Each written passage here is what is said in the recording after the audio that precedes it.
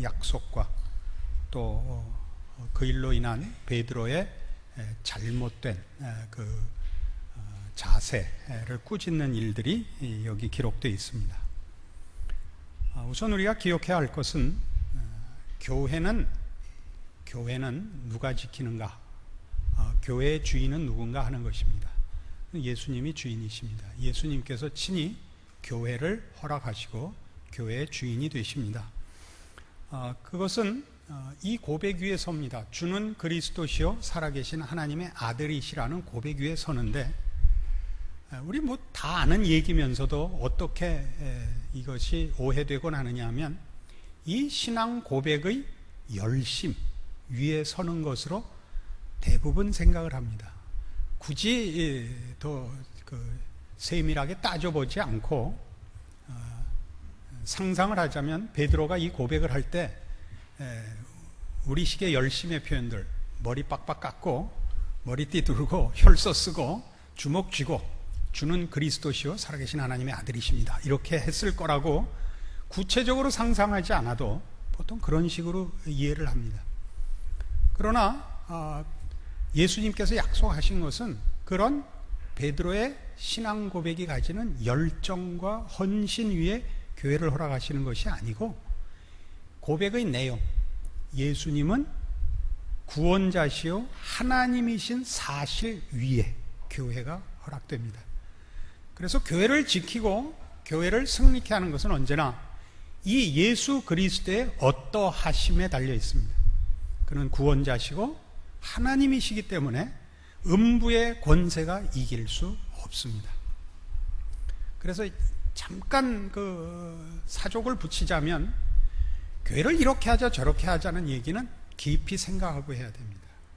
교회는 신앙 고백이 살아있는 것이 제일 중요하고, 그 신앙 고백이 열매를 맺고 꽃 피는 것은 조금 더 생각하고 요구해야 됩니다. 오늘날 한국교회가 부흥주의에 물들어 있기 때문에 어느 교회나 예외 없이 큰 교회 지향적입니다. 그런데 교회는 제일 중요한 것이 이 신앙 고백이 살아있고, 이 신앙 고백이 전수되면 그 교회는 살아있는 교회고, 이 신앙 고백이 잊혀진 채 자랑과 영광의 경쟁을 하고 있으면 틀린 것입니다. 그럼 큰 교회는 뭐냐? 하나님이 크게 쓰는 겁니다. 근데 크다 작다는 개념은 우리하고 다릅니다. 하나님이 어느 교회를 열매로 쓰기도 하고 꽃으로 쓰기도 합니다. 가장 중요한 것은 뿌리입니다. 뿌리는 예수 그리스도가 누구신가 하는 신앙 고백입니다. 그것이 지켜져 있는 교회를 진짜 교회라 그러고, 그것을 놓치고 있으면 가짜라고 얘기해야 옳습니다. 그러나 오늘날은 교회를 판단하는 기준들이 세상적인 기준 위에 서 있습니다. 제일 제가 봐서 큰 시험이 되는 것이 국민일보하고 조선일보 같습니다. 교회 쪽에서는. 왜냐하면 여러분 생각해 보십시오. 신문에다가 교회에 관한 기사를 내면 기사거리가 되는 걸 내지, 참다운 헌신과 겸손과 충성으로 가는 것은 기사거리가 안 됩니다. 그러니까 언제나 기사거리가 될 만한 걸 하려면 어느 교회가 뭘 한다, 어떻게 많이 모인다, 그런 교회만 소개가 되고 신문 지상에 그것이 발표가 되면 그것이 하나의 표준이 되고 목표가 됩니다. 그래서 제 생각에는 비밀 결사를 조직해서 들어가서 국민일보를 불을 질러야 되지 않나. 큰 시험거리입니다. 또 여기는 그래도 뭐 믿는 기독교 단체에서 세운 교회니까 그렇다 치고, 조선일보나 동아일보 같은 데서 교회 얘기를 내면 훨씬 객관적으로 검증된 것 같은 착각을 불러일으킵니다. 조선일보에도 냈다, 동아일보에도 냈다. 걔네들은 개뿔도 모르는 애들입니다. 걔네들은 사회적 눈으로 볼 때 교회가 하는 일, 그러니까 무슨 사회단체 정도로 생각을 해서 봉사를 한다든가 구제를 한다는 것만으로 교회를 평가하는 겁니다. 그건 성경에도 나와 있다시피 개수작입니다. 넘어가지 마십시오. 성도교회에 부탁하고 싶은 건 뿌리 깊은 교회를 지키셔서 저같이 훌륭한 후배들을 길러주십시오. 그런 속에서 나오는 겁니다. 신앙 고백이 전달돼야지 밖으로 거품으로 교회를 증명하려고 그러지 말아주십시오. 묵묵히 자기 길을 가기로 하십시다. 그 얘기를 하는 겁니다. 베드로의 신앙 고백을 받으시고 교회를 약속하시고 음부의 권세가 이기지 못하며 천국 열쇠를 받았습니다. 그래 놓고 뭐라 그러냐 하면 20절에 보다시피 자기가 그리스도인 것을 아무에게도 이르지 말라 그럽니다. 이게 여기가 이제 메시아의 비밀이라 하는 부분입니다. 어제도 얘기했다시피 이 비밀은 신비입니다. 왜 당신이 그리스도라는 것을 증거하시면서도 그리스도인 것을 알리지 말라 하시는가? 그러니까 이제 21절에 이때로부터 예수 그리스도께서 자기가 예루살렘에 올라가 장로들과 대제사장들과 서기관들에게 많은 고난을 받고 죽임을 당하고 제3일에 살아나야 할 것을 제자들에게 비로소 가르치시니 베드로가 뭐라 그래요? 당연히 죽으시면 안 됩니다. 죽는 일을 제가 일어나지 못하도록 예수님을 보호할 테니까 걱정 마십시오. 그랬다가 그 유명한 사탄아 내 뒤로 물러가라 라는 꾸중을 듣습니다. 이 꾸중을 오늘 우리가 깊이 생각해 봐야 합니다. 당시 예수님 공생의 그 당시에 유대인들이 기대하는 메시아는 정치적이고 군사적인 메시아로 해방자를 기대했습니다. 하나님의 백성된 이스라엘 선민을 구원하러 오는 힘있는 해방자로 기대하고 있었고, 예수님이 행하신 많은 기적들, 죽은 자를 살리고 오병이어의 기적을 일으키고 바다 위를 거르는 이런 기적들로 인해서 저 든든한 군사력을 가진 로마를 쳐내고 이스라엘의 정치적, 군사적 회복을 가져다 줄 자로 기대됐습니다. 그러나 예수님은 그거 하러 오시지 않았습니다. 예수님은 진정한 구원, 죄로부터의 구원을 위해서 왔습니다. 우리 모두가 아는 일입니다. 그래서 왜 당신이 그리스도인 것을 알리지 말라 하느냐 하면 모두가 예수를 붙잡아다 왕 삼으려고 하는 겁니다. 정치적인 지도자로 삼으려고 해서 아니다, 난 죽으러 왔다 이겁니다. 그래서 베드로가 뭐라 그랬다고요? 방금 그 칭찬받은 신앙 고백을 한 베드로가 주여 그리 마옵소서, 일이 결단코 죽게 이르지 못하리이다. 그때 뭐가 됐다고요? 사단아 물러가라가 됐는데, 이 일은 기독교 역사상 계속 반복되는 실수요 오해들입니다. 우리 모두가 우리가 기대하는, 여기 앉으신 여러분들도 기대하는 참다운 신앙의 보상은 뭐냐 하면, 내가 진정한 신앙 고백을 하고 그 헌신하면 하나님께서 나와 내 가정과 우리 교회를 축복하셔서 빛과 번쩍하게 영광을 받으실 것을 기대하고 있고, 그렇게 안 된 데는 뭔가 우리에게 문제가 있다라고 생각하는 것이 보편적인 신앙인들의 생각입니다. 성경은 전혀 그 얘기를 하고 있지 않은데 우리가 이 문제에 있어서 아주 큰 오해를 하고 있는 것입니다. 오늘 이 문제를 따져보려고 합니다. 도대체 왜 예수님은 베드로 보고 사단이라고 했으며 왜 아무든지 나를 따르려거든 자기를 부인하고 자기 십자가를 지고 나를 쫓아야 된다라고 했는지 차근차근 따져봅시다. 누가복음 22장입니다.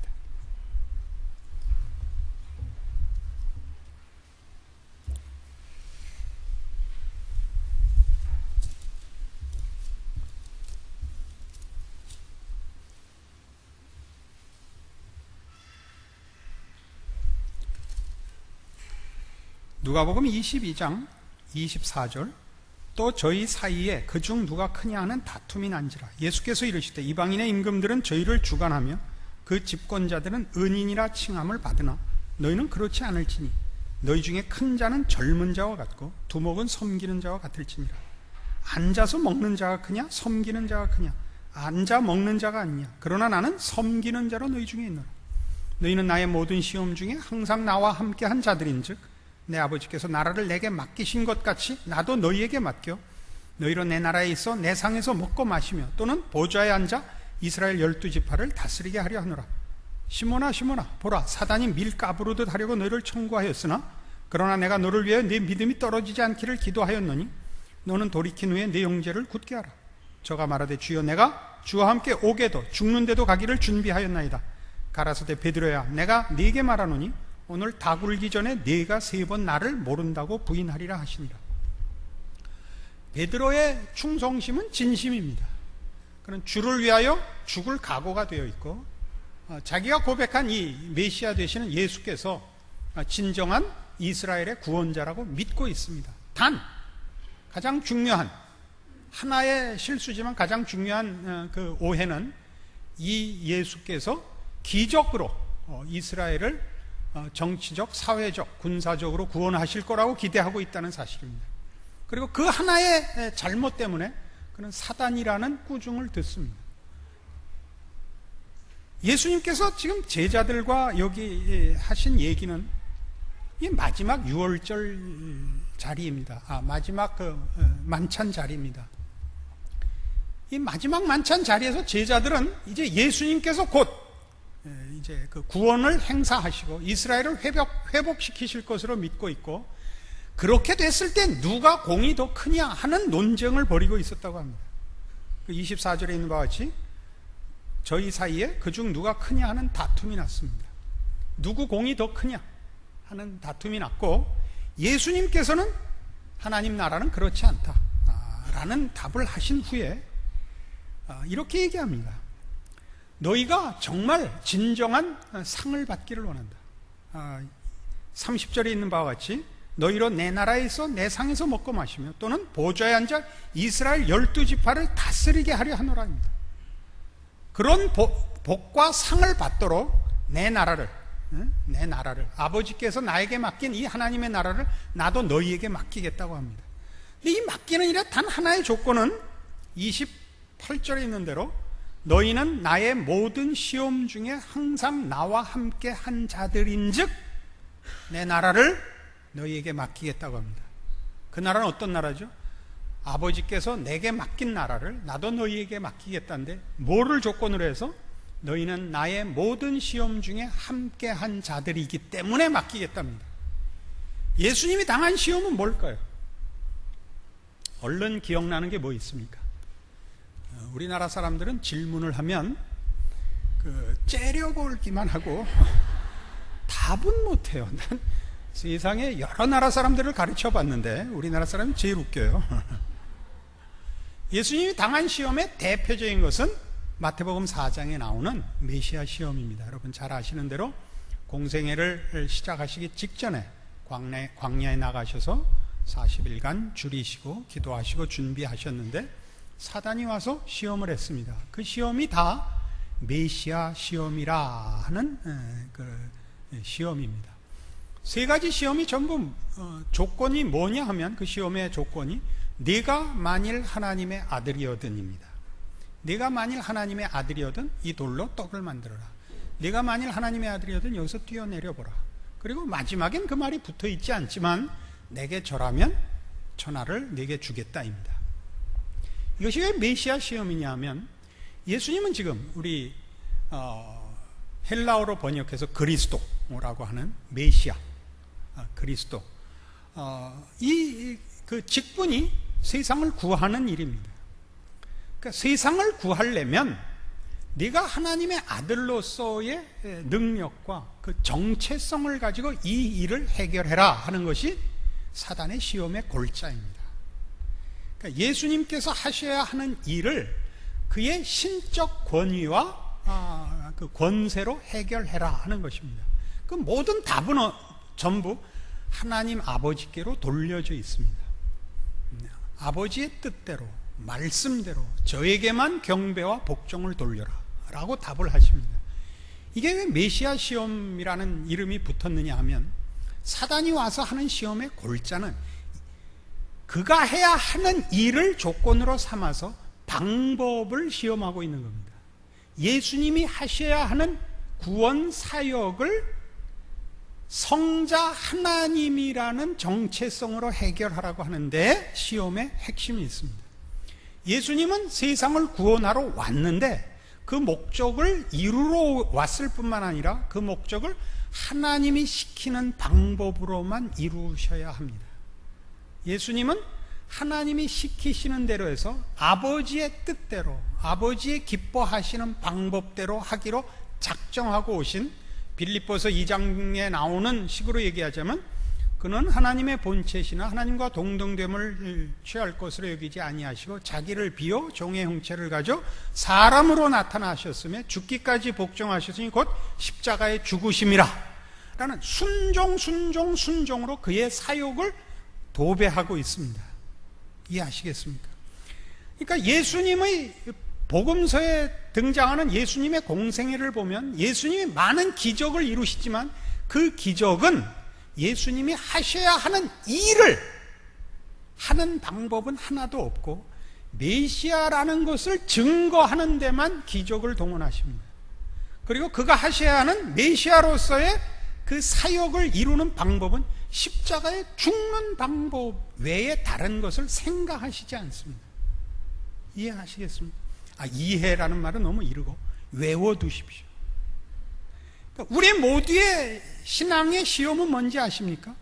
내가 하나님의 사랑을 받는 자녀이고 내 신앙이 하나님께 연락됐다면 왜 이런 일이 생기는가?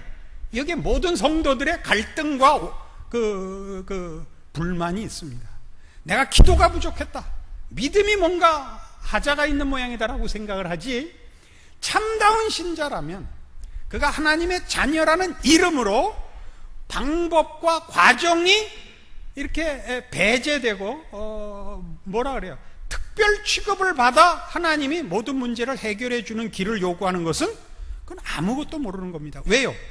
지금 본문에서 본 바와 같이 16장 24절에 나오는 대로 아무든지 나를 따라오려거든 자기를 부인하고 자기 십자가를 지고 나를 쫓을 것이니라는 예수님이 가신 길을 우리에게 가르치고 있고, 우리의 신앙의 과정은, 우리의 신앙이 실현되고 하나님이 연락하시는 방법은 십자가의 길 외에 아무것도 허락되지 않는다는 것을 기억해야만 하는 겁니다.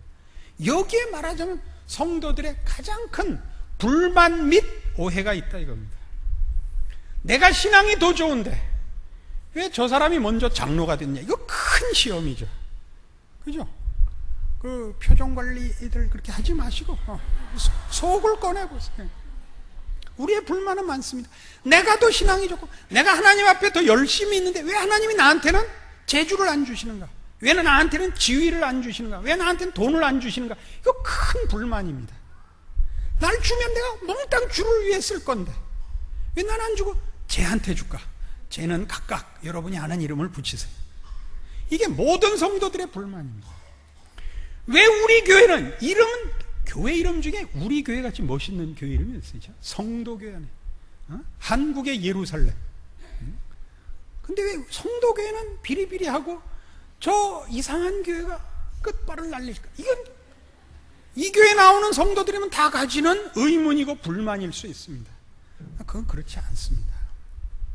하나님이 하시는 일은 이런 길입니다. 그래서 이 문제가 성경에 얼마나 모든 그 신약 성경 속에 아니 뭐 신구약 통틀어서 얼마나 많이 하나님이 이런 방법을 요구하시고 이런 방법으로만 하나님이 영광을 받으시는가 우리가 좀 살펴봐야 될 필요가 있습니다. 고린도전서 1장에 가보십시다.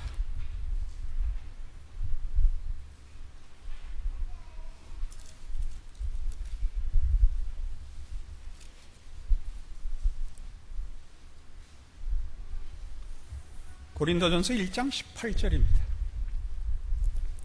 십자가의 도가 멸망하는 자들에게는 미련한 것이요 구원을 얻는 우리에게는 하나님의 능력이라. 기록된 바 내가 지혜 있는 자들의 지혜를 멸하고 총명한 자들의 총명을 폐하리라 하였으니 지혜 있는 자가 어디 있느냐? 선비가 어디 있느냐?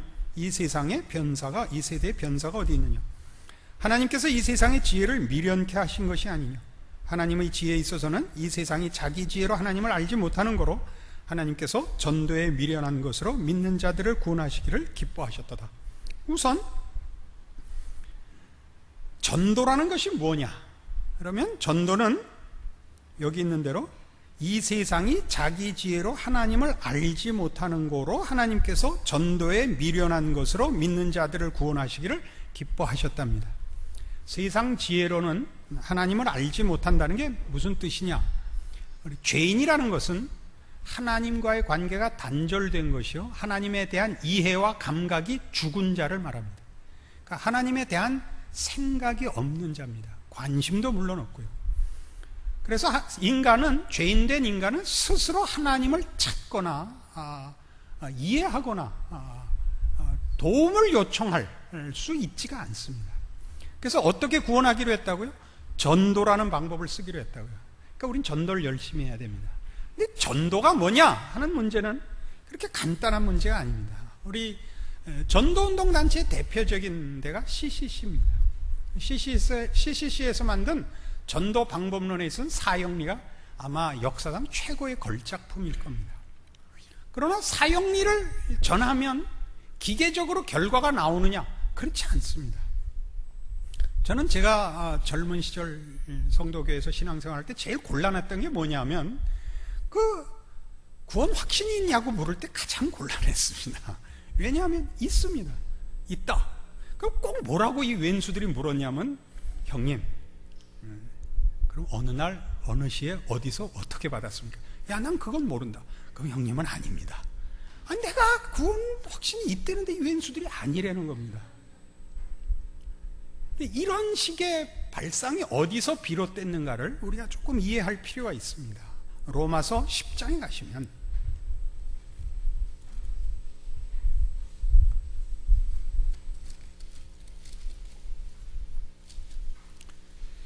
로마서 10장 9절입니다. 내가 만일 내 입으로 예수를 주로 시인하며 또 하나님께서 그를 죽은 자 가운데서 살리신 것을 내 마음에 믿으면 구원을 얻으리니 사람이 마음으로 믿어 의에 이르고 입으로 시인하여 구원에 이르느니라. 어떻게 구원을 얻어요? 믿어서 믿고 고백하여 구원을 얻습니다. 근데 조금 더 봐야 돼요. 성경이 이르되 누구든지 저를 믿는 자는 부끄러움을 당하지 아니하리라 하니 유대인이나 헬라인이나 차별이 없습니다. 한 주께서 모든 사람의 주가 되사 저를 부르는 모든 사람이 부요하시도다. 누구든지 주의 이름을 부르는 자는 구원을 얻으리라. 여기까지 우리 다 이해가 됐습니다. 그런데 더 있어요. 그런즉 저희가 믿지 아니하는 일을 어찌 부르리요? 그죠? 믿어야 고백을 하죠. 그렇지 않겠어요? 그럼 뭐라고 하냐면 듣지도 못한 일을 어찌 믿으리요? 이렇게. 누가 가르쳐줘서 믿게 됐다는 겁니다. 누가 가르쳐줘서 전파하는 자가 없이 어찌 들으리요? 그럼 누군가가 있어서 와서 말을 해서 들었을 거 아니냐? 혼자 들을 수는 없지 않냐? 전파하러 온 자가 누가 있었을 거 아니냐? 보내심을 받지 아니하였으면 어찌 전파려? 그 온 자는 지가 만든 게 아니라 누가 보냈기 때문에 왔다 이거예요. 누가 보냈어요? 하나님이 보내셨죠. 여기까지 얘기가 뭔지 아시겠어요? 믿음의 근거는 하나님으로부터 출발한다 이거예요. 지금은 아멘 하면 좀 곤란해요. 제가 그러면 신뢰가 안 가요. 여기서 하나님이 보냈다는 건 무슨 뜻이냐면 우리 인간은 스스로 구원에 이를 만한 이해나 지식이나 노력이나 감각이 없다고요. 그러니까 우리 스스로 믿음을 만들어내거나 고백을 만들어내지 못해요. 즉 밖에서부터 와야 된단 말이에요. 밖에서부터. 모든 인간의 신앙 고백은 스스로 만든 것이 아니라 밖에서부터 와서 고백하게 된 것이다 이 얘기예요. 그러니까 전도란 뭐냐? 모든 인간은 스스로 구원에 이룰 수 없기 때문에 하나님이 그에게 구원을 베풀고 찾아가시지 않으면 안 된다라는 가장 대표적인 행동이다 말이에요. 설명을 하면 납득을 해서 믿게 된다는 방법이 아니고 우리 스스로 구원을 얻을 수 없고 하나님이 이 구원의 시작이었다란 말이에요. 그러니까 전파하는 자마저도 내가 전도하는 나도 내가 만든 게 아니고 내가 깨달은 게 아니라 누군가에 의해서 그 누군가에 의해서를 추적하면 최초의 원인자는 하나님이셨다 그 얘기를 하는 거예요. 그게 고린도전서 1장에서 얘기하는 로마서 10장으로 확인되는 구원에 관한 가장 중요한 핵심되는 내용이고 전도를 행할 때마다 신자들이 기억해야 하는 복음과 믿음과 구원에 관한 것은 사람의 손에 달려있는 것이 아니다를 확인해야 되는 것이다 말이에요. 그래서 이 고린도전서 1장은 어디로 이어지느냐 하면 이 깨우침이 이런 데까지로 연결이 됩니다. 어디로 가나 봅시다. 26절 고린도전서 1장 26절 형제들아 너희를 부르심을 보라. 육체를 따라 지혜 있는 자가 많지 아니하며 능한 자가 많지 아니하며 문볼 좋은 자가 많지 아니하도다. 그러나 하나님께서 세상에 미련한 것들을 택하사 지혜 있는 자들을 부끄럽게 하려 하시고 세상에 약한 것들을 택하사 강한 것들을 부끄럽게 하려 하시며 하나님께서 세상에 천한 것들과 멸시받는 것들과 없는 것들을 택하사 있는 것들을 폐하려 하시나니 이는 아무 육체라도 하나님 앞에서 자랑하지 못하게 하려 하십니다. 이 얘기가 왜 등장하는가 보세요. 고린도 교회는 이런 교회였습니다. 여러분이 고린도 전후서를 보면 아시다시피 여기는 이 교회 그 공동체 회원들은 지식과 은사가 많은 사람들이었습니다. 지식과 은사가 많아서 이 사람들은 뭐가 올무가 됐느냐 하면 내가 똑똑해서 기독교를 받아들였다고 생각하기 시작을 했습니다. 그리고 그 문제 때문에 사도 바울을 공격하기 시작했습니다.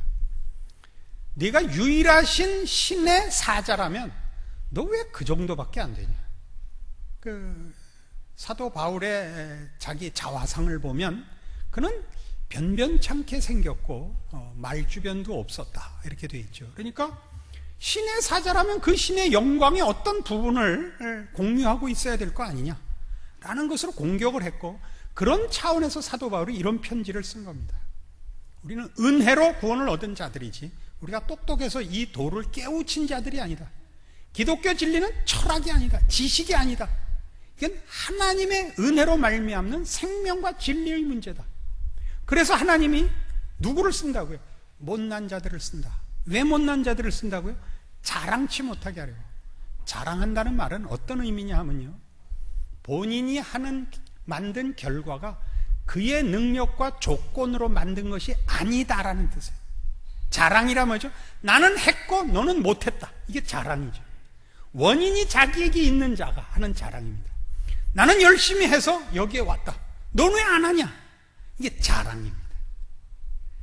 자랑할 수 없게 한다라는 것은 복음과 구원과 믿음에 관한 문제에 있어서는 인간은 그 누구도 세상적인 것을 가지고 자랑할 수 있는 자가 없습니다. 우리가 가진 지식이나 무슨 사회적 지위나 혹은 어떤 것도 이유나 원인이 되어서 오늘날 우리가 가지는 신앙 고백과 이 자리에 와 있는 자는 없습니다. 아멘 하십니까? 이런 때는 보통 우린 힘이 없습니다.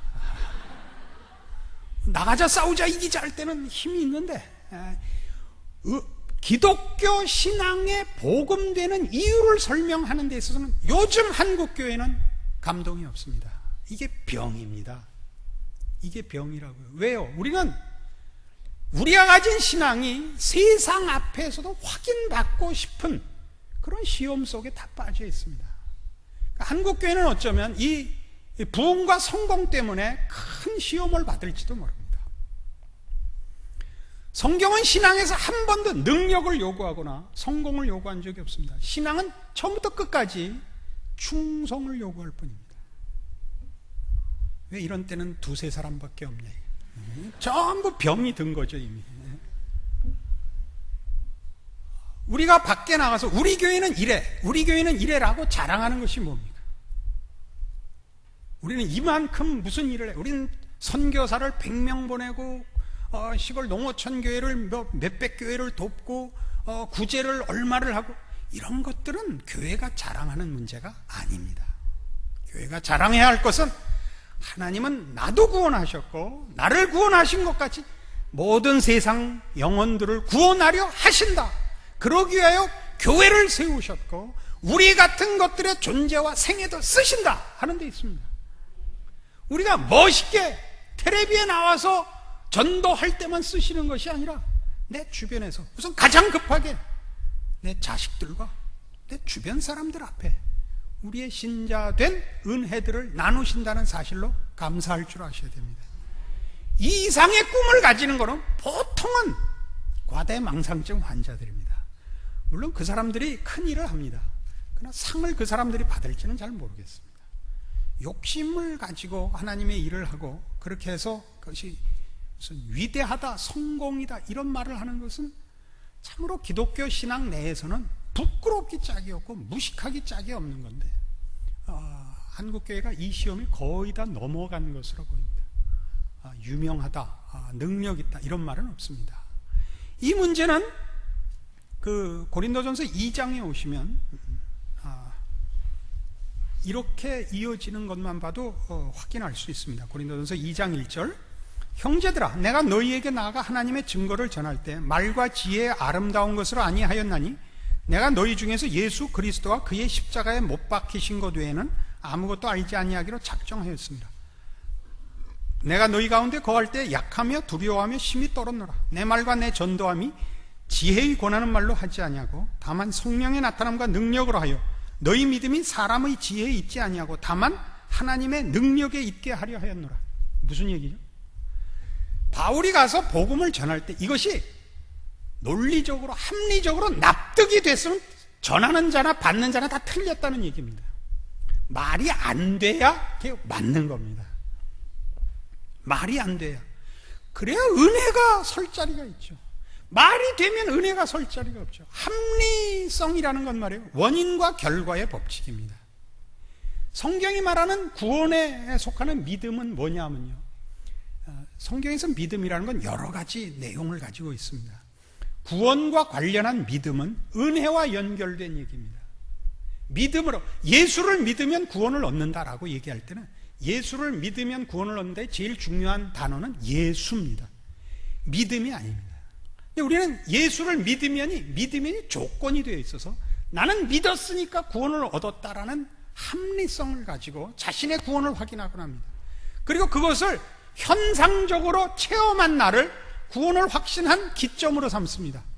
어느 날 어디서 어느 목사님 설교할 때 그냥 눈깔이 빠지게 울었다. 그래갖고 옆에 하고 눈깔이 섞여서 그때 짝짝이로 끼웠다. 이게 기준이 돼. 이건 아니에요. 그건 원인으로 확인하는 거라고요. 그건 합리주의라니까요. 그럼 거기는 뭐가 없냐면 은혜가 설 자리가 없다니까요. 그 예수의 십자가의 죽음이 전부가 아니고 그 십자가의 죽음이 믿어야만 유효한 것이 되는데 그건 아니에요. 십자가로 유효해지는 거예요. 믿음은 우리에게 허락된 구원이 우리에게 인식되고 확인되는 현상이에요. 이건 무식해도 괜찮아요. 이해할 문제가 아니에요. 이해할 문제가 아니라 확인을 하는 것뿐이에요. 성경에서는 믿음을 논할 때 그 믿음이 무슨 뜻이냐 하면 우리에게 원인이 없는데 결과가 되는 법칙을 설명하느라고 믿음을 동원해요. 그래서 믿음은 동의어가 뭐냐면 은혜, 선물이에요. 구원에 관한 설명을 할 때 믿음은, 예수를 믿는다를 설명할 때는 그 믿음은 은혜와 선물이에요. 은혜라는 건 뭐죠? 조건 없이 혜택을 받는 것이요. 선물은 이유 없이 받는 것이죠. 이유 있게 받으면 뇌물이지. 그렇잖아요. 안 받아봐서 모르겠다 그런 표정 짓지 마시고 생각을 좀 해봐요. 생각을. 반대말이 뭐죠? 믿음으로 구원을 얻는다는 거에 성경이 계속 그 반대하는 게 뭐죠? 너희가 행위로 얻은 것이 아니다. 그러므로 자랑할 수 없다. 이게 언제나 붙어 나오죠. 너희가 믿음으로 말미암는 은혜로 구원을 얻었으니 너희에게서 난 것이 아니요 선물이라. 행위로 얻은 구원이 아니니 자랑치 못하노라. 에베소서에 나오는 얘기나 로마서에 나오는 얘기나 계속 구원을 논할 때는 이걸 대비시키죠. 이게 뭐예요? 행위는 거기서, 행위란 인과유를 말하는 거예요. 원인과 결과의 법칙. 행위라는 건 내가 해서 이 결과가 생겼다, 내가 조건과 자격을 가져서 이 결과를 얻었다를 행위의 법칙, 그걸 반대되는 것으로 얘기할 때 믿음의 법칙이라는 거예요. 가장 중요한, 내가 행위의 법칙을 사용하고 있는지 은혜의 법칙을 사용하고 있는지를 구별하는 법, 자랑이냐 감사냐예요. 근데 기독교인들은 이 자랑을 감사로 표현하는 바람에 미치겠어요. 이 자랑을 교묘하게 다 하나님의 은혜지 뭐 우리가 뭘 자랑하겠어 라고 자랑을 하는 바람에 말은 겸손이고 내용은 자랑이에요. 그래서 자꾸 그렇게 원인을 따진다고요. 구원의 확신을 원인으로 따지면 안 돼요. 구원의 확신은 뭘로 따지느냐 하면, 내가 구원받은 걸 뭘로 아느냐 하면 요한복음 9장에 나오는 실로암 사건으로 따지셔야 돼요. 실로암 사건이란 뭐냐면 날 때부터 소경된 자가 예수님에 의해서 눈이 뜨는 장면이에요. 원래 유대인 사회에서는 불치병을 고치면 그는 하나님의 종이라고 인정을 받곤 했어요. 문둥병을 고친다든가 죽은 자를 살린다든가 소경을 고친다든가 중풍병자를 고치는 것은 하나님의 종인 표예요. 근데 지금 예수님 당시에 유대 사회에서는 예수님이 메시아인 것은 고사하고 하나님의 종인 것도 반대하고 있는 중이에요. 근데 예수님이 날 때부터 소경된 자를 고쳤대요. 그럼 큰일이라고요. 그럼 최소한 그가 하나님의 종이고 하나님의 종을 대적하면 하나님의 반대쪽의 선자가 돼요. 그러니까 이 문제를 어떻게든 뒤집어야 돼요. 그러니까 뭘 뒤집기로 하느냐 하면 예수가 고친 게 맞냐? 딴 데서 고치고 둘이 예수가 고쳤다고 우기는 거 아니냐? 이 모함을 하나 하고, 또 하나는 네가 정말 장님이었던 게 맞냐? 너 아니었는데 눈 감고 와서 떴다고 둘이서 짰지. 이제 이게 두 가지예요. 근데 예수가 고쳤다는 건 너무 많은 사람이 봐서 뒤집을 수가 없게 됐어요. 그래서 무슨 싸움을 거냐 하면 부모에게 와서 네 자식이 정말 날 때부터 소경이 맞냐? 가끔 떴다 감았다 했지. 이 시비를 거니까 부모가 뭐라 그랬냐면 본인에게 물어보시오 그랬단 말이에요. 왜? 말 잘못했다가는 만수무강에 문제가 생겼게 됐단 말이에요. 그러니까 이제 본인에게 갔어요. 너 정말 날 때부터 소경이었고 정말 예수가 널 고쳤냐? 그러니까 이 소경이 평생 눈은 처음 떠봤는데 이거 말 한번 잘못했다가 눈 뜨자마자 죽게 생겼거든요. 뭐라고 거기 대답이 나오냐면 난 다른 건 다 모르겠는데 옛날에 안 보이던 게 보여요 그랬더니. 그러니까 구원을 얻은 확실한 증거가 뭔지 아세요? 안 보이던 게 보여요. 그게 뭐죠? 아브라함의 하나님, 이삭의 하나님, 야곱의 하나님을 알겠는 거예요. 예수가 나 때문에 죽었다는 걸 알겠는 거예요. 이유를 추적하면 없다니까요. 우리 모태신앙들은 얼마나 힘들었냐 하면요, 다 구원의 확신이 있대요. 물어보면 그 출생 그 증명서가 있더라고요. 영적 중생 출생 증명서, 뭐 아는 어느 날 어느 시 어디에서 어떻게 하다 이렇게 구원을 받았는데 증인으로 누구가 옆에 있었음, 이게 있는데 아무리 따져 들어가도 전 없는 거예요. 기억나는 맨 어린 시절에도 교회에서 컸어요. 사무엘 다음으로 교회에서 큰 사람은 저밖에 없어요. 근데 그때도 아무 생각이 없었고 지금도 아무 생각이 없는데 이유를 따지면 없다고요. 그래서 여러분, 그 모태신앙인들이 이런 구원의 확인법으로 인해서 밖에 나갔다가 들어오는 일을 했던 사람들이 많은 거 아세요? 분명한 차이를 만들려고. 아니었다가 기어야 될 거 아니에요. 생각나는 내내 눈 뜨고 있었는데 언제인지 알 수가 없으니까 짐짓 타락했다가 다시 들어오는 수밖에 없었다고요. 이 혼란이 적지 않이 있었다고요. 근데 이런 것들은 의도적으로 잘못하려고 그런 게 아닙니다. 우리의 본성입니다. 우리가 어떤 결과를 확인하는 것은 그 결과가 생길 원인을 확인하는 수밖에 없습니다. 구원은 원인을 따져 들어가면 없습니다. 논리적으로 따지면 나는 구원 안 받은 게 맞습니다. 그래서 이런 싸움은, 이런 오해는 사실은 뜻밖의 성도들에게 많습니다. 우리가 확인해야 할 것은 뭐라고요? 우리가 예수 그리스도를 보내신 우리 하나님 아버지를 안다는 사실입니다. 그거는 어떻게도 부인할 수가 없습니다. 물론 그런데 만족스럽지 않을 수 있습니다. 하나님이 나를 위해 그 아들을 주셨고 로마서 8장에 나오듯이 그 아들과 함께 모든 것을 은사로 주신댔는데 왜 아무것도 안 주냐? 이 불만은 있을 수 있지만 그것과 별개의 것입니다. 예수를 믿는다는 사실은, 눈에 보인다는 사실은 어떻게 바꿀 수가 없습니다. 그것이 성경이 하는 얘기죠. 그러니까 지금 바울이 하는 얘기는 설명을 해서 눈을 뜨게 할 수는 없다, 그 얘기입니다. 눈을 뜨게 하는 건 하나님만이 하신다. 그러니까 내가 너희에게 나가 전도를 할 때 내가 너희를 설득하려고 하거나 너희를 납득시키려고 한 적이 없다. 이 말씀을 주신 하나님이 이 말씀과 함께 너희들 심령에 간섭하여 너희들을 중생시키기를 바라서 하나님의 능력에 맡겼지 난 내 재주로 너희들을 설득한 적이 없다. 그러니까 너희가 나하고 철학적으로 지식적으로 이 다툼을 하자고 그러지 마라. 너희가 신자인가 아닌가 너희 스스로 물어봐라. 이렇게 여기다가 쓰고 있는 것입니다. 그러니까 이런 얘기는 전부 다 무엇과 통하느냐 하면 하나님께서 일하시는 하나님의 그 나라의 확장과 그 심령을 찾아가셔서 구원하시는 일이 하나님 친히 하시는 일이라는 사실입니다. 그것을 우리에게 신자라는 이유 때문에 혹은 예수 그리스도의 생애에서 보다시피 성자 하나님이라는 사실 때문에 그에게 떠넘기시는 적이 없습니다. 우리를 통해서 일하시지만 우리 아래서 하나님의 어떤 전권 대사로 우리 마음대로 구원을 우리가 주고 말고 하는 권세를 가지는 적은 없습니다. 우리에게 하나님께서 하실 일과 내용을 떠넘기는 적은 없습니다. 우리와 함께는 하셔도. 그러니까 우리는 언제나 이 일의 증인이요, 하나님이 우리를 통하여 어떻게 일하실지를 다만 순종함으로 지켜보는 자입니다. 이 문제를 혼동하시면 안 됩니다. 그러면 우리는 베드로가 얘기했던 것 같이 내 열심에 하나님께서 모든 것을 맡겨주십시오가 되는 겁니다. 그래서 이 문제를 누가복음 22장에 다시 돌아가 보시면 이 문제를 예수님께서 철저하게 베드로에게 가르치십니다. 22장 아까 보았던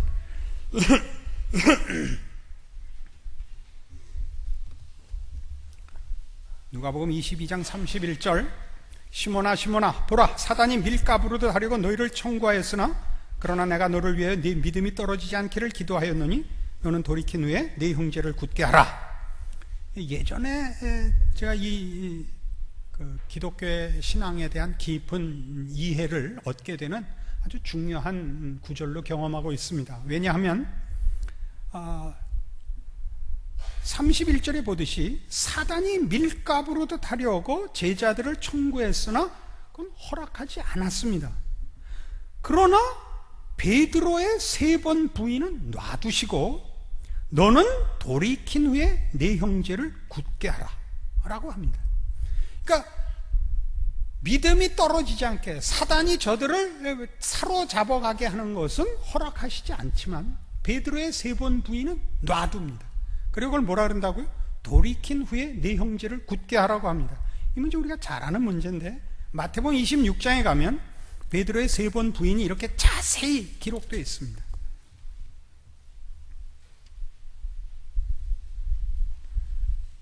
마태복음 26장 69절입니다.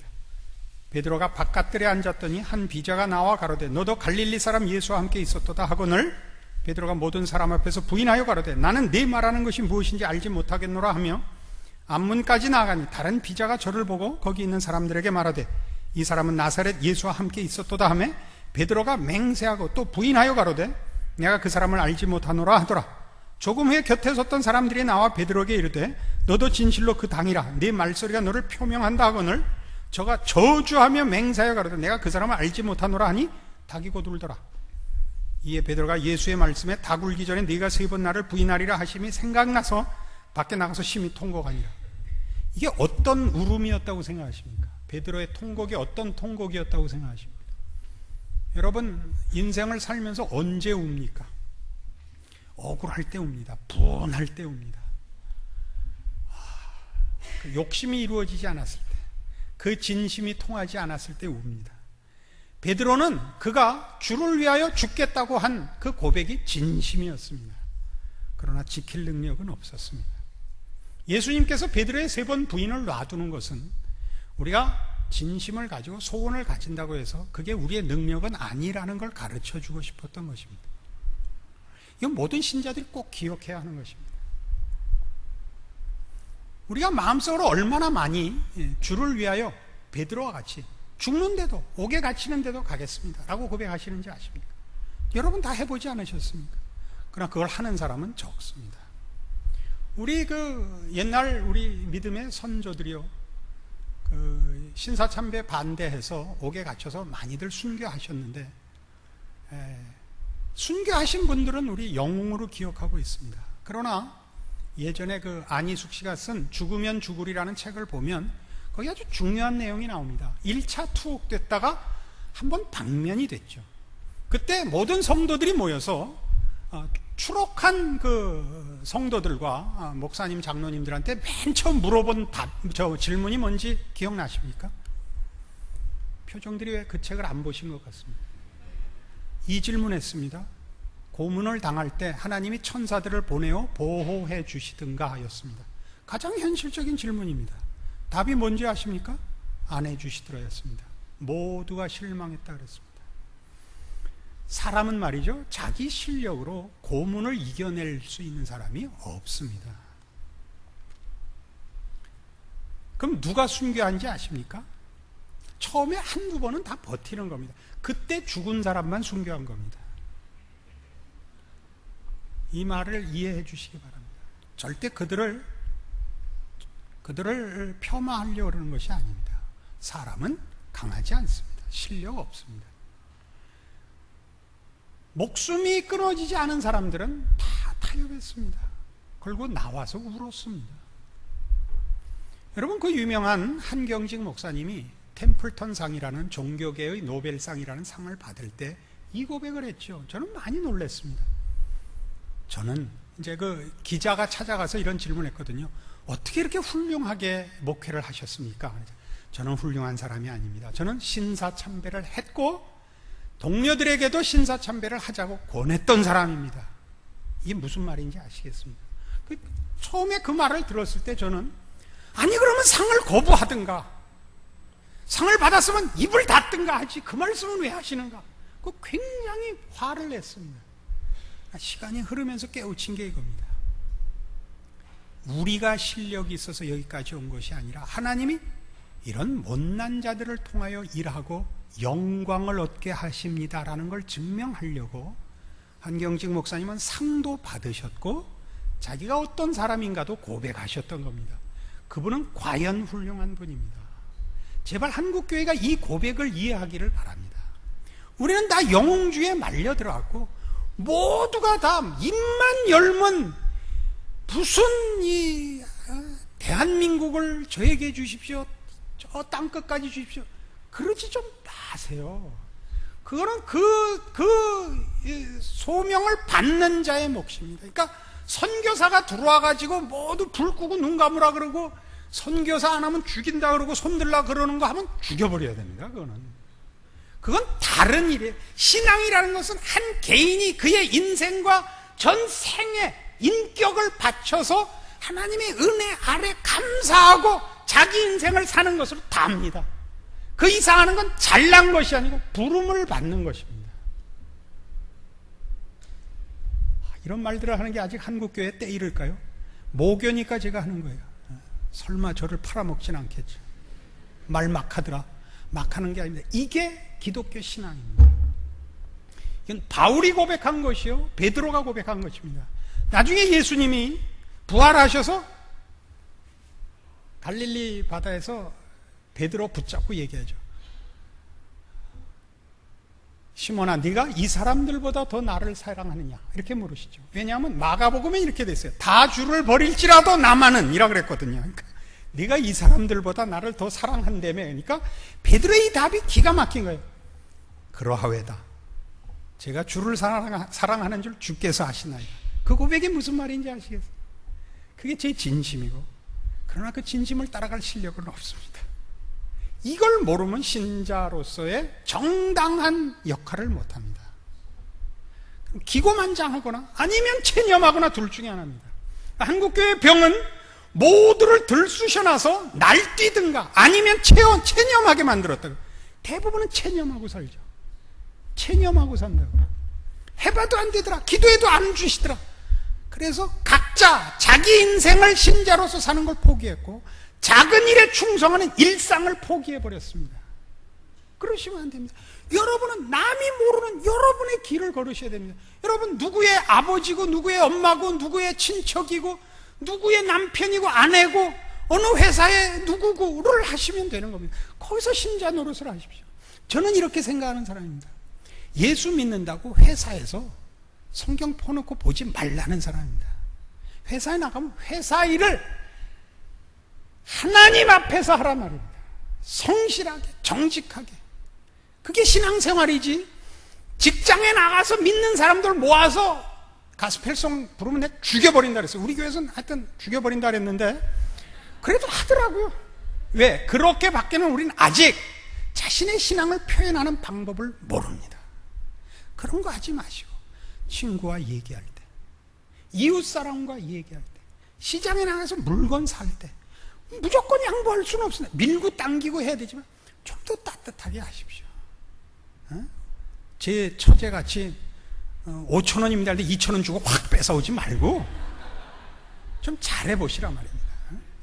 우리가 해야 될 신앙적인 하루하루의 일들은 매일매일 반복되고 있어서 우리는 사소하게 생각합니다만 사실은 굉장히 중요한 일이 있습니다. 옆에서 다 보고 있습니다. 저는 저희 동네 테니스 코트에 회원으로 나와서 테니스를 치는데 저랑 테니스를 치면 다 예수 믿습니다. 왜요? 훌륭하거든요. 우선 인아웃을 안 우기거든요. 제 파트너가 아웃 그랬는데 제가 들어왔어. 보통 실력이 아니구나. 뭐 하는 분이죠? 목사님이죠. 다르구나. 그 다음날로 등록하죠. 제가 당구를 치면 저한테 돈 잃고 다 교회 옵니다. 예수 믿으면 당구 잘 치는 줄 알고 옵니다. 큰 재산이라고 생각을 합니다. 하나님께서 저를 이 은사를 주셔서 저는 많은 열매를 얻고 있습니다. 우리가 성경책 들고 전도지 들었을 때만 하나님의 사람이 아닙니다. 당구 하나를 쳐도 다릅니다. 저는 고수입니다. 제가 친 샷이 이게 사실은 바킹이라는 걸 아무도 모릅니다. 저밖에. 제가 이 큰 돈 내기 판에서 큐 거두고 바킹했습니다. 그러면 다들 아니 못 봤는데 제가 했습니다. 거의 놀래죠. 이 사람은 도대체 누구길래 이 큰 판에서 먹을 수 있는 걸 놓고 돌아선단 말인가? 뭐 하는 분이세요? 모르셔도 됩니다. 알면 서로 골치 아픕니다. 여기에서 녹는 겁니다. 인격은 모든 삶의 현장에서 녹아나와야 되는 겁니다.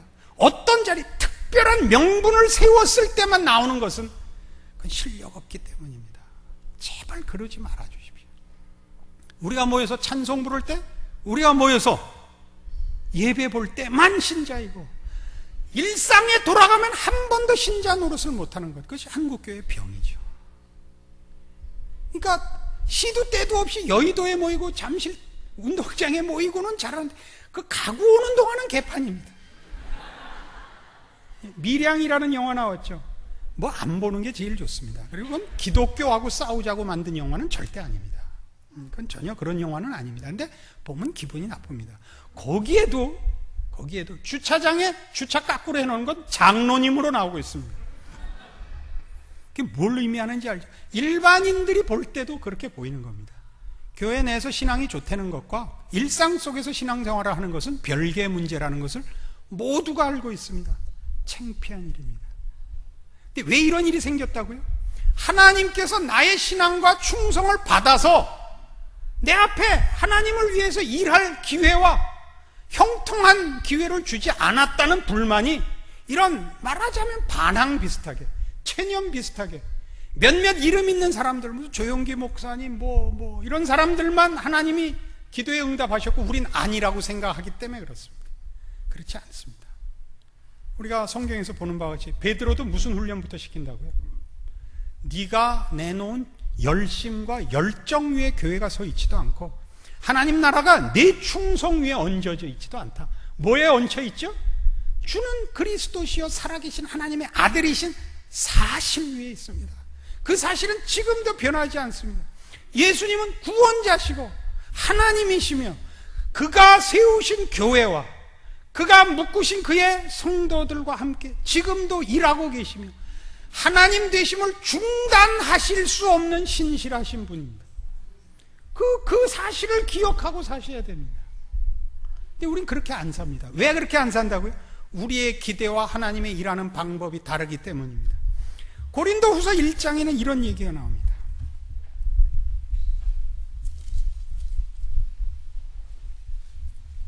고린도후서 1장 8절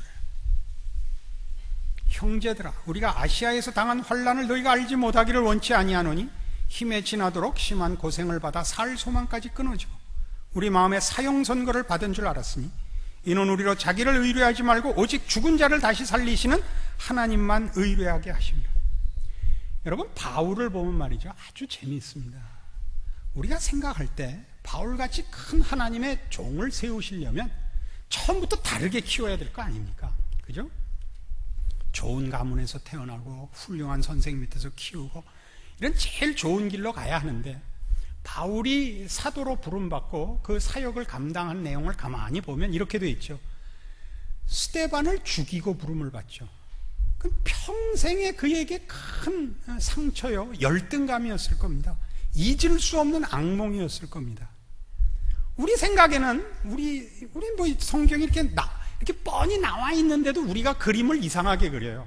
그래서 바울 그러면 훌륭하고 형통하고 준비됐고 그러는데 준비를 뭘 시키냐면 이 스데반 죽이는 일을 시키는데, 스데반은 성경이 묘사한 인물 중에 최고예요.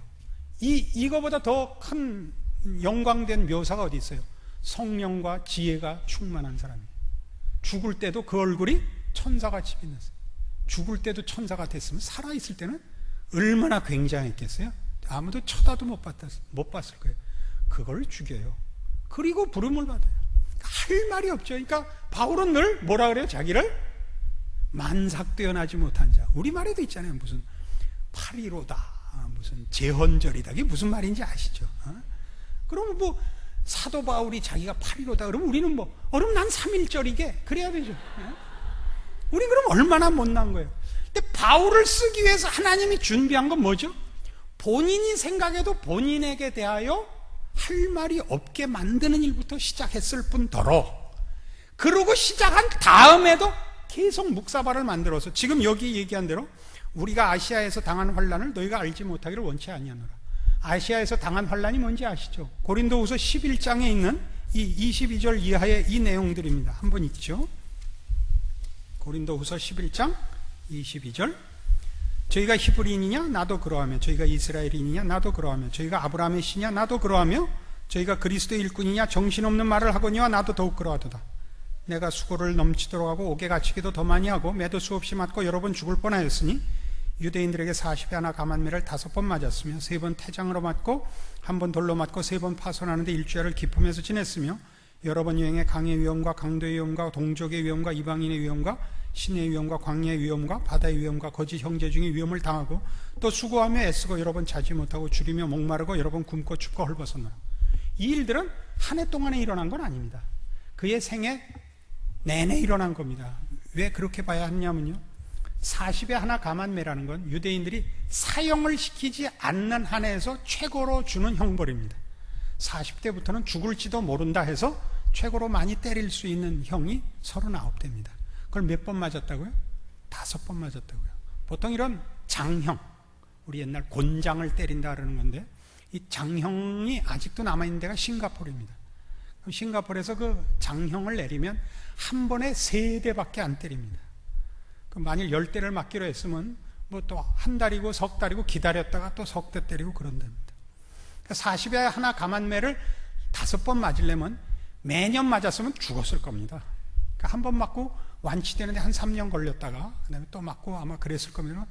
최소한 3년의 인터벌을 놓고 5번 맞으려면 그것만도 15년이 걸리고 중간중간에 태장으로 맞고 돌로 맞고 파손하고 이 모든 고생들을 가만히 보면 전 생애에 걸쳐서 무엇에도 불구하고 스데반을 죽였다는 씻을 수 없는 결격 사유로 시작을 하게 한 위에, 그러고도 모자라서 잠시라도 고개를 쳐들까봐 매번 두더지 잡기 게임 하세요.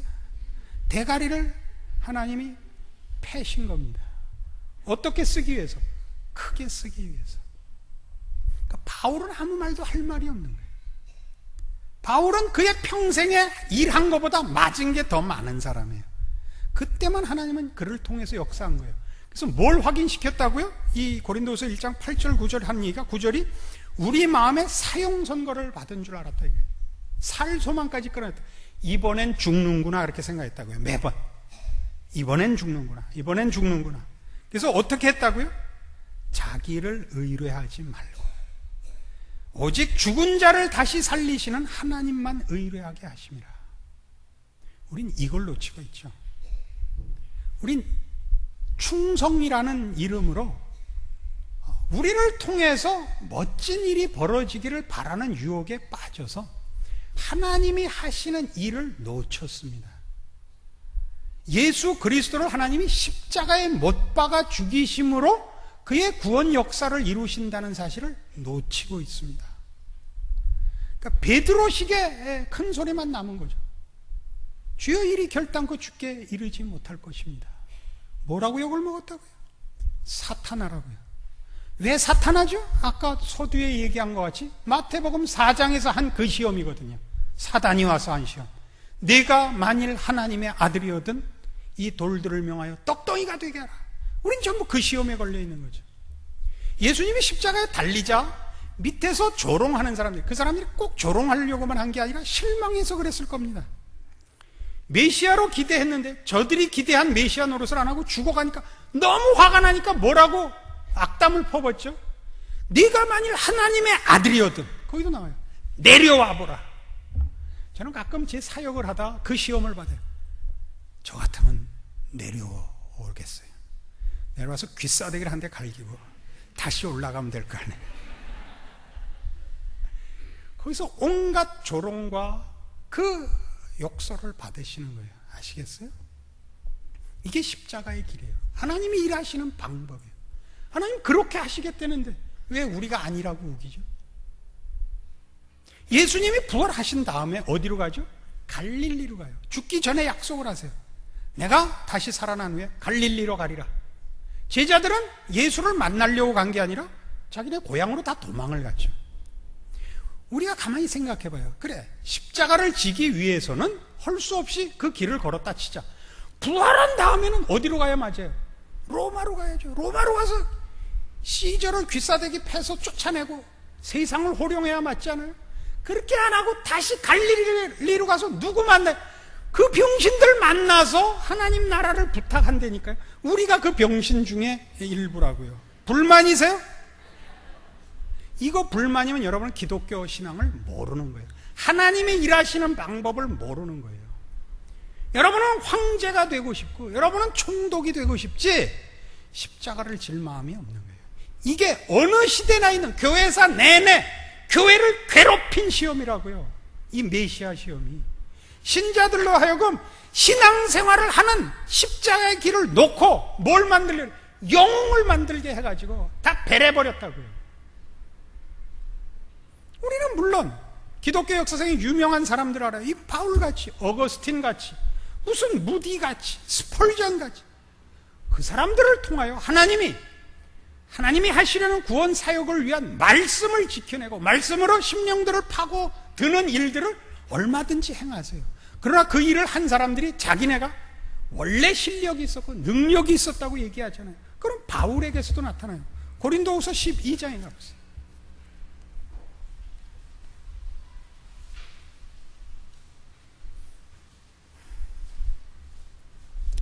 고린도후서 12장 7절. 여러 계시를 받은 것이 지극히 크므로 너무 자고하지 않게 하시려고 내 육체에 가시 곧 사단의 사자를 주셨으니 이는 나를 쳐서 너무 자고하지 않게 하려 하십니다. 이것이 내게서 떠나기 위하여 내가 3번 주께 간구하였더니 내게 이르시기를 내 은혜가 네게 족하도다. 이는 내 능력이 약한 데서 온전하여짐이라 하신지라. 이러므로 도리어 크게 기뻐함으로 나의 여러 약한 것들에 대하여 자랑하리니 이는 그리스도의 능력으로 내게 머물게 하려 함이라. 그러므로 내가 그리스도를 위하여 약한 것들과 능력과 궁핍과 핍박과 곤란을 기뻐하노니 이는 내가 약할 그때 곧 강함이니라. 우리는 그 바울의 육체의 가시가 무엇이었는지 정확히 모릅니다. 사단의 사자라고까지 표현했을 만큼 고통스럽고 또 바울의 지금 고백같이 복음을 전하는 일에 이것이 너무 큰 시험이 된다고 여겼던 것입니다. 학자들의 추측에 의하면 이것이 아마 간질이었던 것 같다 이렇게 생각합니다. 내 몸에 너희를 시험하는 것이 있다라는 그 표현이 간질과 어근이 같은 단어의 파생어이기 때문에 간질이었지 않을까 이렇게 생각을 합니다. 뭐 하여튼 거기에 준하는 어떤 심각한 본인과 상대방들에게 손해를 끼치기에 충분한 어떤 약점이었던 것 같습니다. 간질이라고 이제 상상을 하는 겁니다. 제가 여러분에게 이렇게 성경 말씀을 잘 전하고 후딱 뒤비져서 여기서 보들보들 떨고 계거품을 품으면 여러분 중에 누가 은혜를 받겠습니까? 그래도 이마만큼이나 생겼으니 다행이지. 어떻게 생각하세요? 안 그래요? 그런 생각 드시죠? 그러니까 바울이 이건 빼주십시오. 이건 복음과 주의 영광을 위해서 이건 꼭 제거해 주셔야 됩니다. 그랬더니 주께서 뭐라 그랬다고요? 내 은혜가 네게 족하도다. 이는 내 능력이 약한 데서 온전하여진다 그랬대요. 할 말이 있으세요? 여러분 가지신 여러분이 생각할 때 신앙인으로서 갖는 그 열정을 다 펼칠 수 없는 약점이 여러분들에게 있죠. 뭐 건강이 나쁘다든가 뭐 능력이 없다든가 뭐 사회적 지위가 없다든가 뭐 하나씩 있으실 수 있는데 그래도 이거보단 낫습니다. 여러분 여러분 중에 뭐 두드러지는 간질 환자나 무슨 문둥병자는 없으시겠죠. 지금 그 얘기를 하는 겁니다. 답이 뭐였다고요? 답이 약한 데서 온전하여지는 하나님의 능력, 그걸 답으로 주셨습니다. 그래서 어떻게 하기로 했다고요? 내 약한 것들을 자랑하겠노라 라고 했습니다. 오늘의 결론은 이겁니다. 여러분들이 생각하는 약점들, 그래서 여러분들이 체념하고 있는 조건들은 하나님께서 여러분들을 쓰시기 위하여 준 약한 것들이고, 그리스도의 능력은 그때 나타납니다. 10절에 있는 말씀같이, 그러므로 내가 그리스도를 위하여 약한 것들과 능력과 궁핍과 핍박과 곤란을 기뻐하느니 이는 내가 약할 그때 곧 강함이니라 라고 얘기합니다. 봐요, 아무도 아멘 안 하죠. 여러분들이 좋아하는 건 내가 다 알아요. 할 수 있거든이 무슨 말이냐, 핏대를 세우고 해야 돼. 믿는 자에게 능치 못할 일이 없느냐 라든가, 또 성경 말씀이에요. 그렇지만 하여튼 너무 그것만 좋아하니까 뿔 따고 나서 그래. 내게 능력 주시는 자 안에서 내가 모든 것을 할 수 있느냐, 그러시면 안 됩니다. 동등하게 이 말씀을 기억하셔야 됩니다. 내가 약할 그때 내가 곧 강하니라. 억지로라도 아멘 한번 하시죠. 고재욱 장로, 나갈 때 아멘 안 한 사람은 따로 좀 모아주세요. 여러분, 우리가 난 이래서 하나님 앞에 쓰임받지 못한다, 이래서 나는 큰 소리 못 친다라고 얘기하는 것이 여러분이 생각할 때 약점이에요. 하나님이 생각할 때 그래서 여러분을 쓴다고 성경이 얘기하고 있는데도 약점이라 그러실래요? 여기에 말하자면 기독교 신앙에 큰 오해가 있다 이겁니다. 우리는 분명히 은혜와 복음의 진리를 믿는 자들입니다. 그리고 그 다음부터가 이상해져요. 그 다음부터 완전히 무당같이 돼버려요. 제가 성가대에 있을 때 우리 선배 중에, 몇 년 선배 중에 이름을 지금 잊었어요. 인철이 형님 어디 계세요? 한인철 장로님. 내 강의에 안 들어온다 말이죠. 다 안다 이거예요. 그 또래쯤 되신 형님인데, 그때 무협지가 한참 우리 한국에 소개됐어요. 무협지에 뭐 장풍 쏘고 경공을 하고 그래갖고 홀딱 심취해갖고 계룡산을 갔어요. 거기 도사들이 있다 그래서 갔더니 정말 눈 위를 걸어도 발자국이 나지 않는 도사들이 있더래요. 믿거나 말거나 하여튼. 근데 그 제자로 받아주십시오 그랬더니 다 너무 늦어서 안 된다 그러더래요. 근골이 다 굳어져서 지금은 못한다 그러더래요.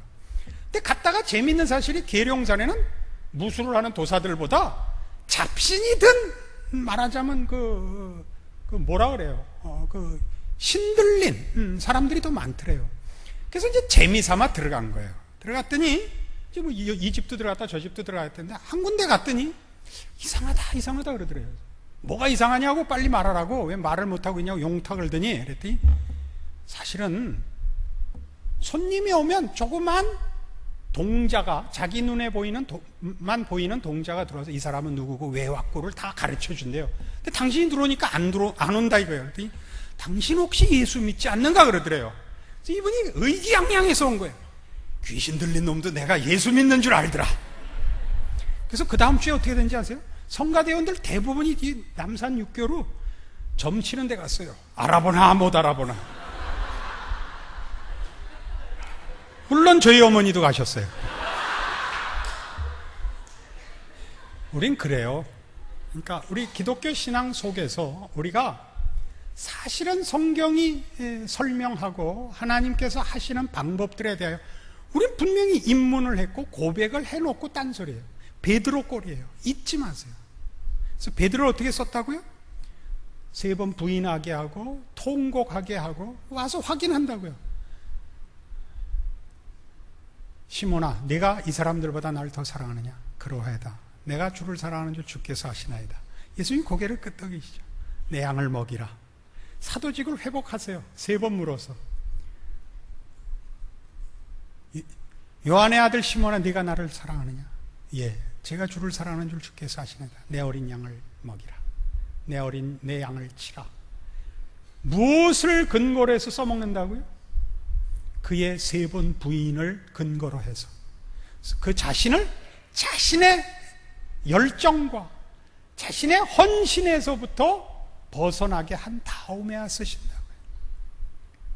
자기를 부인하고 자기 십자가를 지는 길로 들어온 다음에야 쓰실 수밖에 없다고요. 제자들 모두에게 하나님 나라를 무엇을 조건으로 해서 맡긴다고요? 너희는 나의 모든 시험 중에 함께 한 자들인 즉 아버지께서 그 나라를 내게 맡기신 것 같이 나도 너희에게 이 나라를 맡기겠다라니까요. 무슨 시험을 받다고요? 메시아라는 이름으로 신적 권세를 가지고 모든 일을 처리하는 하나님의 방법이 아니라 그런 권세를 가지셨지만 그것을 내용으로 전하기 위하여 인간의 몸으로 순종하여 십자가의 길을 가는 과정으로만 구원을 이루시는 예수 그리스도의 길을 우리에게 요구하신다고요. 그러니까 우리 모두는 사실 정상적인 그리스도인들이죠. 우리는 십자가의 길을 가기 때문에 세상이 우리를 대수롭게 여기지 않습니다. 우리는 큰 일을 하는 것 같지 않습니다. 우리는 작은 누룩 같고 하늘에 썩는 미랄 같습니다. 그러나 우리를 통해서만 하나님은 그의 영광을 나타내실 것입니다. 이것이 우리가 믿는 기독교 신앙의 본질입니다.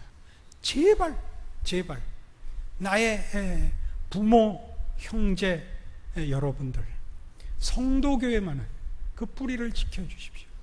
기독교 신앙을 지켜주십시오. 함께 나가서 춤추지 말고 성공, 유명, 능력으로 가지 마시고 우리에게 맡겨진 길을 가는 교회 되어 주십시오. 그래야 제가 어디 가서 얘기할 때 성도교회 출신이라는 양력을 쓰지, 여러분이 미쳐 날뛰면 저는 그 이름 빼고 고아원에서 컸음 이렇게 할 수밖에 없습니다. 우리가 가진 신앙 고백의 귀한 것과 그 고백을 하나님이 어떻게 결실하는지 잊지 마십시오.